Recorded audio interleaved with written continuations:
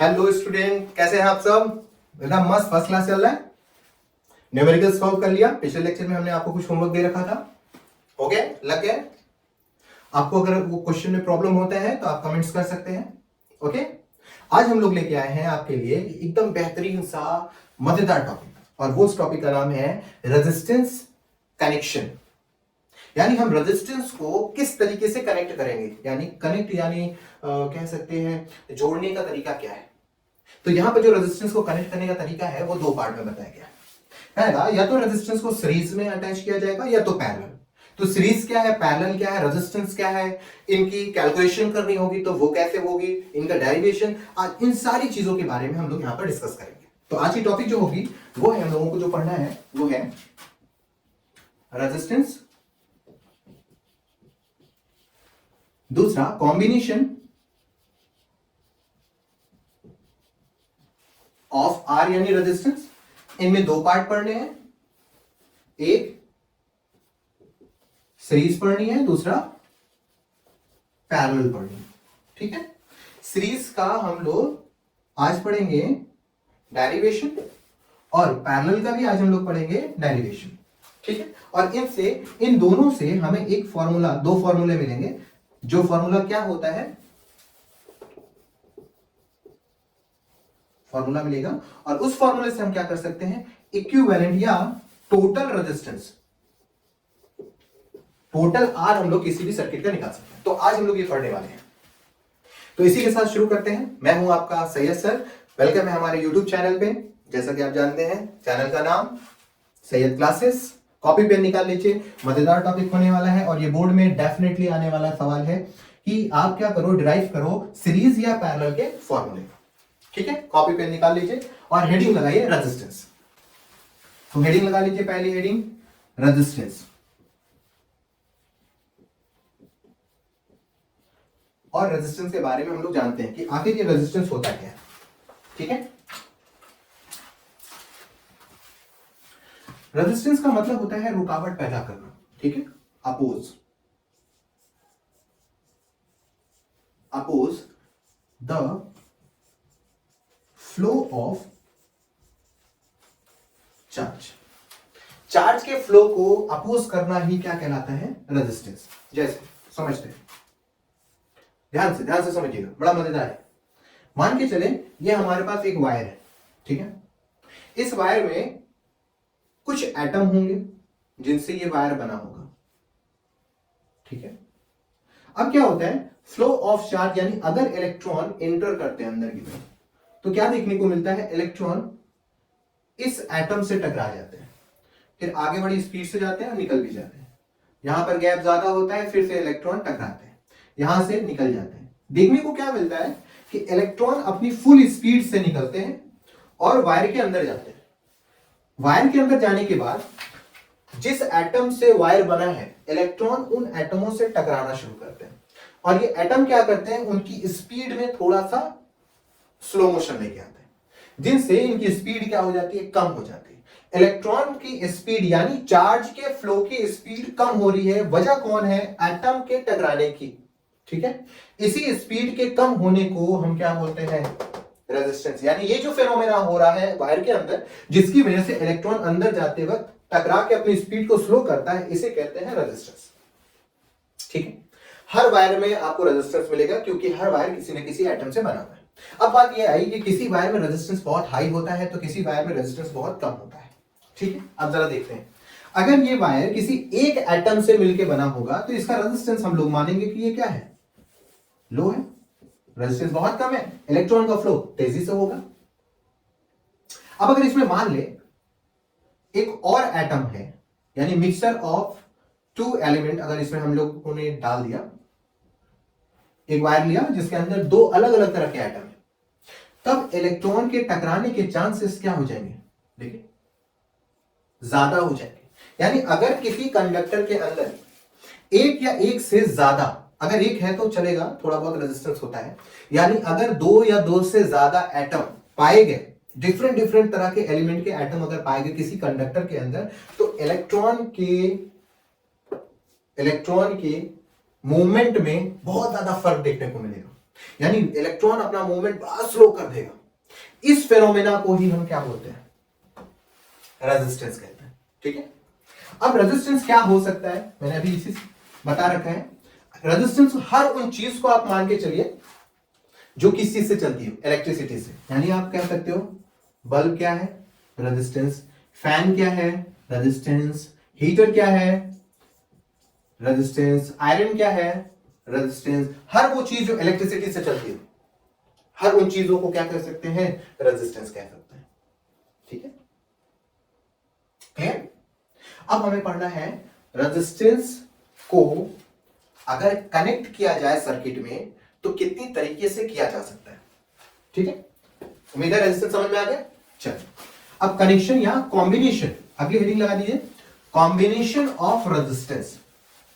Resistance को combine करने के लिए यानी लगाने के लिए सर्किट में क्या क्या तरीके हैं। पहला तरीका कॉम्बिनेशन ऑफ रेजिस्टेंस, पहला तरीका है सीरीज। अब बात आई सीरीज क्या होता है, जरा देखिए समझने के लिए दिमाग में सेट करके रखिए। एक वायर, एक स्विच, ध्यान से, एक वायर एक स्विच से कंट्रोल होने वाला कोई भी चीज सीरीज में कनेक्टेड है। देखिए ध्यान से, अगर मैं यहां पर एक बल्ब लगा दूं, यहां पर दूसरा बल्ब लगा दूं, यहां तीसरा बल्ब लगा दूं और चौथा बल्ब लगा दूं, ठीक है, इसकी एक स्विच दे दूं, स्विच को ऑन करते ही चारों बल्ब जलेंगे, स्विच को ऑफ करते ही चारों बल्ब बुझ जाएंगे। एक वायर में कनेक्टेड, सिंगल वायर में कनेक्टेड कोई भी डिवाइस ढेर सारी कंट्रोल की जाती है किसी एक स्विच से, तो हम आंख बंद करके बोलेंगे भैया वो क्या है, सीरीज में। एक कमरा है, उस कमरे में 4 पंखे लगे, हमने बटन को ऐसे दबाया और देखा कि चारों के चारों पंखे चालू हो गए, मतलब चारों के चारों पंखे किस चीज में कनेक्टेड है, सीरीज में। ठीक है, क्लियर, दिमाग में सेट करके रखिए ऐसे। तो सीरीज समझ में आया, सीरीज क्या है, रेजिस्टेंस को एक वायर में सीक्वेंस बाय सीक्वेंस कनेक्ट करना ही सीरीज कहलाता है। अब हमें इस सीरीज में पढ़ना है टोटल रेजिस्टेंस इन सीरीज। ठीक, देख लेते हैं टोटल रेजिस्टेंस क्या होता है। हम एक सर्किट डायग्राम बनाते हैं और उस सर्किट डायग्राम में हम 3 रेजिस्टेंस को इस तरीके से कनेक्ट करते हैं कि तीनों की तीनों रेजिस्टेंस एक वायर से कनेक्ट हो। ठीक है, उसे कनेक्ट कर देते हैं बैटरी के साथ, प्लस माइनस। इसका नाम हम दे देते हैं R1, इसे कहते हैं R2 और इसे कहते हैं R3। ये हमारा बड़ा V, पोटेंशियल डिफरेंस। ठीक है, अब घर के अंदर 3 अलग अलग रेजिस्टेंस लगे, 3 अलग अलग, ऐसे समझो घर के अंदर 3 स्टेबलाइजर लगे हुए, बाहर के कमरे में, अंदर के हॉल में, एकदम अंदर की साइड में कमरे में 3 स्टेबलाइजर पूरे घर के अंदर लगे। अब हमारे दिमाग में आया कि 3 स्टेबलाइजर क्या करें सर, 3 स्टेबलाइजर तो बहुत ज्यादा लोड भी उठा रहे हैं। एक काम करते हैं कि 3 स्टेबलाइजर को हटा देते हैं, घर के बाहर एक बड़ा सा स्टेबलाइजर लगा देते हैं, है ना। अब क्या होता है कि हम मार्केट में जाते हैं और दुकान वाले से बोलते हैं भैया हमारे घर में 3 स्टेबलाइजर है, हम चाहते हैं कि वो तीनों स्टेबलाइजर को हटा के कोई एक बड़ा सा स्टेबलाइजर लगा दें, क्या करें इसके लिए। तो वो ये बताएगा, एक काम कीजिए हमारे पास ये बड़ा वाला स्टेबलाइजर है, आप इसे ले जाके रखिए, ये पूरी तरह से वैसा ही काम करेगा जैसे तीनों अंदर के काम करते हैं। तो समझ में ये आया कि ये बड़ा जो स्टेबलाइजर सिंगल लग रहा है उसके अंदर पाए जाने वाली ताकत वो तीनों स्टेबलाइजर के सम के बराबर है। यानी 3 स्टेबलाइजर के पास जितनी ताकत है उस पूरी ताकत किसके पास है, वो एक स्टेबलाइजर के पास है। ठीक है, इसी को बोलते हैं स्टेबलाइजर, यानी करंट को रोकना हो गया, स्टेबलाइजर हमारे यहां क्या हो गया, रेजिस्टेंस हो गया। तो 3 रेजिस्टेंस की ताकत किसी एक रेजिस्टेंस में पाई जाए उसी को हम बोलते हैं टोटल रेजिस्टेंस। ठीक, तो हम क्या करते हैं, एक और नया डायग्राम बना लेते हैं। दुकान वाले ने हमें ये सजेस्ट कर दिया, कहा भैया ये वाला जो स्टेबलाइजर है आप इसे लेके जाइए, ये है R और यहां पर है V।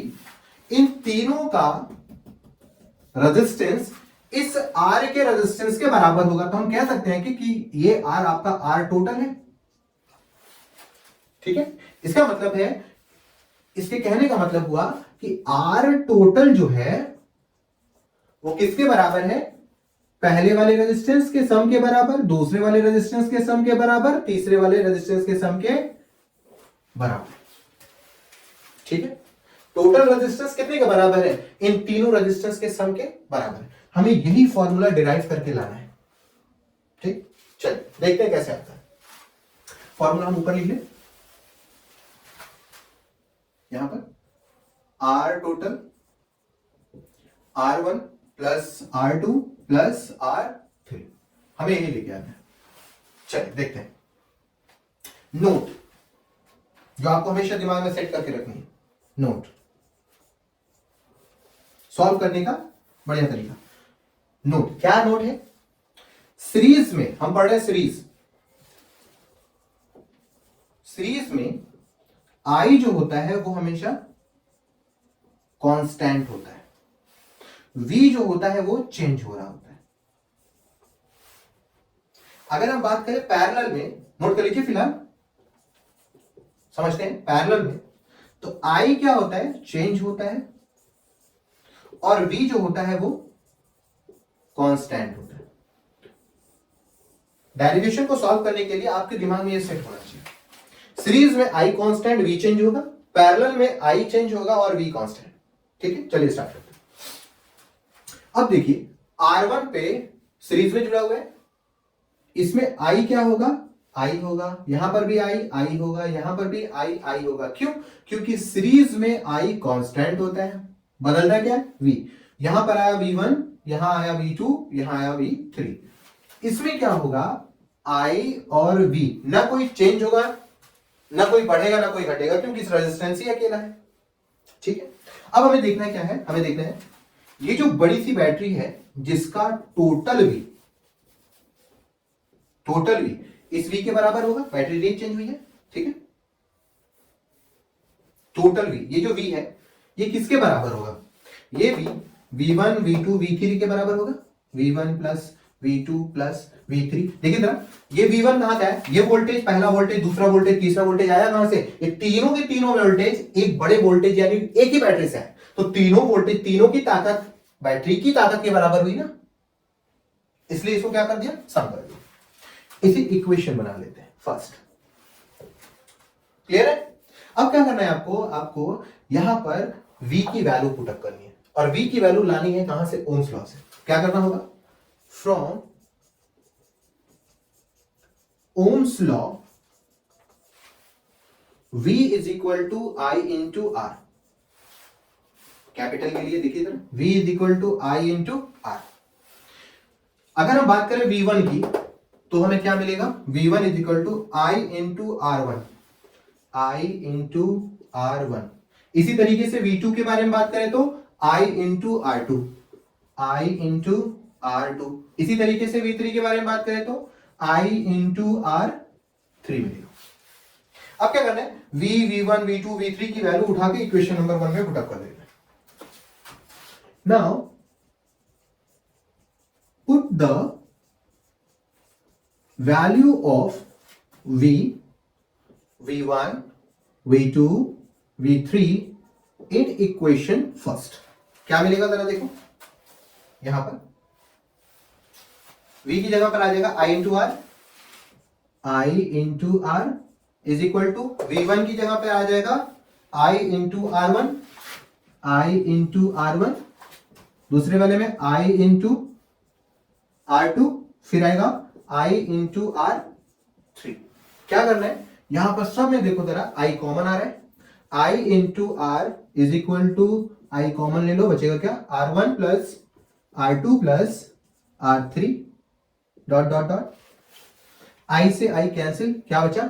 R। इसी R को हम क्या बोलते हैं? R total is equal to R1 plus R2 plus R3 dot dot dot. ये हमारा फाइनल रिजल्ट आ गया जो हमें चाहिए। ठीक है, तो शुरुआत कैसे करेंगे? शुरुआत में हम एक सर्किट डायग्राम बनाएंगे और एक छोटी सर्किट डायग्राम। बड़ी सर्किट डायग्राम में 3 रेजिस्टेंस, 4 रेजिस्टेंस, दो नहीं, मिनिमम आपको 3 रेजिस्टेंस लेके चलने डेरिवेशन के लिए। 3 रेजिस्टेंस, 4 रेजिस्टेंस लेके चलिए। सब में आई, आर क्या होता है? Change, R1 R2 R3 series में जुड़ा है तो आई क्या होगा? आई कांस्टेंट होगा, तो आई यहां, आई यहां, आई यहां। लेकिन वोल्टेज क्या होंगे? चेंज हो रहे होंगे, तो हमें जो चेंज हो रहा होता है उसके फॉर्म में इक्वेशन लिखना होता है। जो चेंज हो उसी के फॉर्म में इक्वेशन लिखना होगा। टोटल बड़ा सा V, छोटे v, छोटे v, छोटे v के सम के बराबर। तो अब इस v की वैल्यू हमें कहां से लानी है? ओम्स लॉ से। ये हमने वैल्यू उठाई, उठा के यहां पर पुट अप कर दी इक्वेशन नंबर 1 पे। जैसे इक्वेशन नंबर 1 पे पुट अप की, हमने देखा i क्या है? सब जगह कॉमन है, i को बाहर ले लिया, i से i कैंसिल हो गया, हमें क्या मिल गया? हमारा सीरीज का फॉर्मूला। नोट करो, बहुत इंपॉर्टेंट है, ठीक है, नोट करें। हो गया? 3 2 1 0। चलो, अब अगला हिस्सा है पैरेलल। ठीक है, पैरेलल क्या होता है? चलिए बढ़िया, आसान है। सीरीज समझ में आ गया, पैरेलल और आसान से समझ में आ जाएगा। देखिए क्या होता है। बात अगर पैरेलल की जाए तो पैरेलल का मतलब क्या होता है ना, एक के बाद एक, एक के बाद एक, ऐसे ऐसे ऊपर नीचे, एक के ऊपर एक, एक के ऊपर एक, एक के ऊपर एक, एक के ऊपर एक, इस तरीके से पैरेलल। ठीक है, पैरेलल वाला हिस्सा दिख रहा है, देखिए बहुत ध्यान से। पैरेलल को समझने के लिए आपको इस पॉइंट को समझना जरूरी है। ये जो पॉइंट, इस पॉइंट को बोलते हैं जंक्शन। अगर आपको वायर में ऐसी जगह मिल जाए, ठीक है, अगर आपको वायर में ऐसी जगह मिल जाए, ऐसा पॉइंट मिल जाए, ऐसा जोड़ मिल जाए जहां से 2 वायर, 3 वायर, 4 वायर या उससे ज्यादा वायर बाहर निकल रहे हों, उन्हीं को बोलते हैं जंक्शन। किसी एक पॉइंट से वायर अपने हिस्से में डिवाइड होना शुरू हो जाए, कहलाता है जंक्शन। जहां पाया जाएगा जंक्शन कहलाएगा पैरेलल। जहां पाया जाएगा जंक्शन कहलाएगा पैरेलल। अब जरा देखो, मैं इस वायर को, एक वायर आया और ये वायर 1, वायर 2, वायर 3, 3 हिस्सों में क्या हो गया? टूट गया। जंक्शन के पास से 3 हिस्सों में टूट गया। अब इस वायर में मैंने क्या कर दिया? एक रेजिस्टेंस लगा दिया। इस वायर में एक रेजिस्टेंस, इस वायर में एक रेजिस्टेंस, आगे चल के हमने क्या कर दिया? फिर से लगा दिया। अब जरा देखिए इनके जुड़ने का तरीका क्या है? एक के ऊपर एक, एक के ऊपर एक, एक के ऊपर एक। इस तरीके के ज्वाइनिंग या कॉम्बिनेशन को हम लोग बोलते हैं पैरेलल। तो समझ आया था? ये हो गया आपका R1, ये हो गया R2 और ये हो गया R3। तो जहां आएगा जंक्शन वहां आएगा पैरेलल। जंक्शन पैरेलल, जंक्शन नहीं तो सीरीज। क्लियर है? चलो, अब हमें पता लगाना है कि अगर कोई भी रेजिस्टेंस पैरेलल में कंबाइन हो तो उसका टोटल रेजिस्टेंस क्या होगा। फिर से सेम कॉन्सेप्ट, क्या बनाना है हमें? एक फिगर बना लेनी है और उसमें दिखा देना है जंक्शन। हमने क्या कर दिया? जंक्शन कर दिया। यहां पर एक रेजिस्टेंस, 2 रेजिस्टेंस, 3 रेजिस्टेंस कर दिए और इन्हें कनेक्ट कर दिया हमने किससे? बैटरी से। ठीक है, आगे एक और हमने क्या कर लिया? रेजिस्टेंस ले लिया जो हमें इंडिकेट करेगा ये टोटल रेजिस्टेंस है। इसमें आप क्या कर लेते हैं? V। हमने यहां कुछ लिख रखा है, अगर पैरेलल हुआ तो I चेंज होगा, V कांस्टेंट रहेगा। अब बना देखो, इसे कह सकते हैं R1, इसे कहेंगे R2, इसे कहेंगे R3। हो गया? इसे कहेंगे V, इसे कहेंगे V, इसे कहेंगे V, यानी इन तीनों के पास V बराबर बराबर है। ठीक हो गया?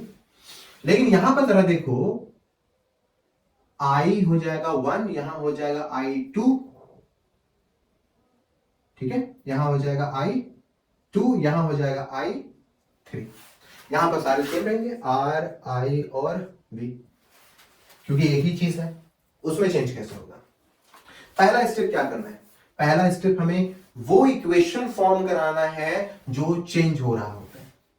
यहां पर जो चेंज हो रहा है वो है I। तो हमारे पास टोटल I किसके बराबर होगा? इन तीनों में पाए जाने वाले I के बराबर। 1, I2, I3। Equation first. हमें I की वैल्यू यहां पर लाके पुटअप करनी है और लाएंगे कहां से? ओम्स लॉ से। From Ohm's law I is equal to V upon R। अब अगर I1 देखना हो तो I1 is equal to V upon R1, I2 is equal to V upon R2, I3 is equal to V upon R3। क्या करना है, इनकी equation उठाओ, इक्वेशन नंबर 1 में पुट अप करो। Put the value of I1, I2, I3 in equation first. क्या मिलेगा जरा देखिए, I की जगह पे V upon R, V upon R is equal to V upon R1 plus V upon R2 plus V upon R3 मिल जाएगा। ऊपर जरा देख लो, V कॉमन आ जाए, R is equal to V common बाहर, 1 upon R1 plus 1 upon R2 plus 1 upon R3 आ जा रहा है, डॉट डॉट डॉट, और भी रेजिस्टेंस होंगे जिसमें और बढ़ाया जा सकता है। V से V यहां कैंसिल हो गया, यहां पर बचा क्या, 1 अपॉन R, ये हो गया हमारा total, is equal to 1 upon R1 plus 1 upon R2 plus 1 upon R3 dot dot dot. इस तरीके से हम लोगों ने क्या किया, हम लोगों ने पैरेलल के टोटल रेजिस्टेंस या इक्विवेलेंट रेजिस्टेंस या रिजल्टेंट रेजिस्टेंस के फॉर्मूले को डिराइव कर लिया। ठीक है, जरा देखिए फिर से एक बार क्या क्या हुआ। हमें क्या करना है, तीन रेजिस्टेंस या तीन से ज्यादा रेजिस्टेंस को पैरेलल में कंबाइन करना है। ध्यान रखना है कि वहां पर एक जंक्शन होना चाहिए, तभी हमारा पैरेलल में पाया जा सकता है। अब पैरेलल में क्या होता है, पैरेलल में हमारा I जो होता है वो चेंज हो रहा होता है, और R जो होता है वो हमारा, जानते हो R हमेशा कांस्टेंट होता है किसी भी पर्टिकुलर के लिए, और V यहां पर भी कांस्टेंट है। ठीक है, V पैरेलल में नहीं बदलता, I जो होता है वो पैरेलल में बदलता है। जो चेंज हो उसके फॉर्म में इक्वेशन लिख लो, जो चेंज हो उसके फॉर्म में इक्वेशन लिख लो, और उस इक्वेशन में I जो दिया है उस I की वैल्यू ओम्स लॉ से यहां पर पुटअप करा लो। यहां से उठाओ, इक्वेशन नंबर 1 में ले आके पुटअप कर दो, हमें ये हिस्सा मिल जाएगा। V यहां से कॉमन ले लिया जाए, V से V कैंसिल हो जाएगा और हमें मिल जाएगा 1 अपॉन R टोटल। इस तरीके से हमारा डेरिवेशन मिल जाएगा। ठीक है, नोट कर लीजिए, नोट हो गया, चलिए ठीक, 3 2 1 0। अब कुछ बातें कर लेते हैं हम लोग सीरीज और पैरेलल के बारे में, एडवांटेज और डिसएडवांटेज को लेकर। चलिए, सीरीज में क्या देखने को मिलता है, एडवांटेज और डिसएडवांटेज में बारी बारी इंडिकेट करा है। स्टार हैशटैग हमारा होगा सीरीज के लिए, स्टार हमारा लिया जाएगा पैरेलल के लिए। ठीक है, चलिए अगर हम बात करते हैं सीरीज के लिए, तो सीरीज में 1 स्विच कंट्रोलर होता है, कंट्रोलर यानी एक स्विच से सारे डिवाइस को कंट्रोल किया जाता है। अगर हम बात करें पैरेलल की, तो मल्टीपल क्या होती है, स्विच कंट्रोलर होती है, जितनी डिवाइस उतना स्विच। दूसरा अगर देखा जाए सीरीज में, अगर कोई एक बल्ब बंद हो जाए तो सारी डिवाइस क्या हो जाती है, सारी सर्किट रुक जाती है। ठीक है, सर्किट स्टॉप,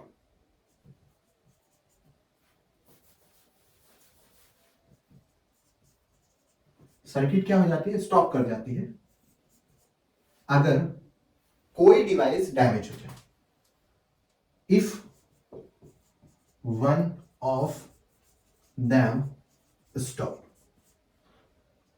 मतलब अगर मैं एक वायर में 5 बल्ब लगाया हूं, एक बल्ब गलती से फ्यूज हो गया तो सारे के सारे बल्ब जलना बुझ जाएंगे, मतलब बंद हो जाएंगे, किसी तरीके से नहीं जलेंगे। यहां पर ऐसा नहीं होता, अपोजिट होता है।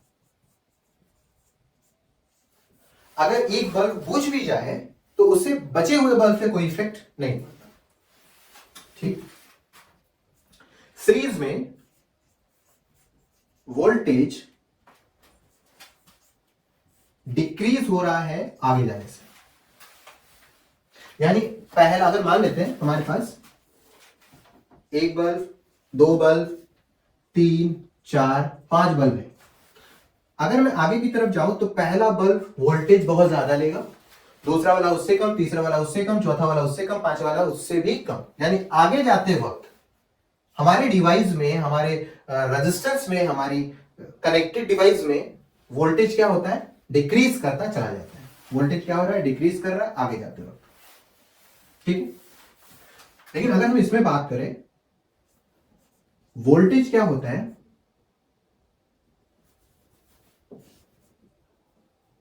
सेम होता है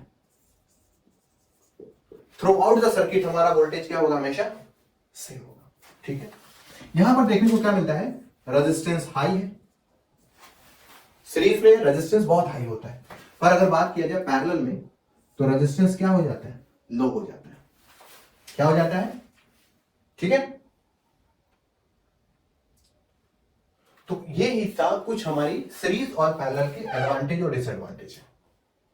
कभी कभी ये सीरीज हमारे लिए फायदा ही कर लेता है, जैसे शादियों में अगर हमें बल्ब की लड़ी गिरानी हो, जैसे छत के ऊपर से ढेर सारी बल्ब की लाइटिंग होती है, तो एक स्विच से सारे बल्ब चलते हैं, वो हमारे लिए फायदे की चीज है। अब मान के चले एक लाइन में हमने 100 बल्ब लगा दिया, तो 100 के लिए 100 बल्ब के लिए 100 स्विच लगाना, क्या सर मजाक कर रहे हैं।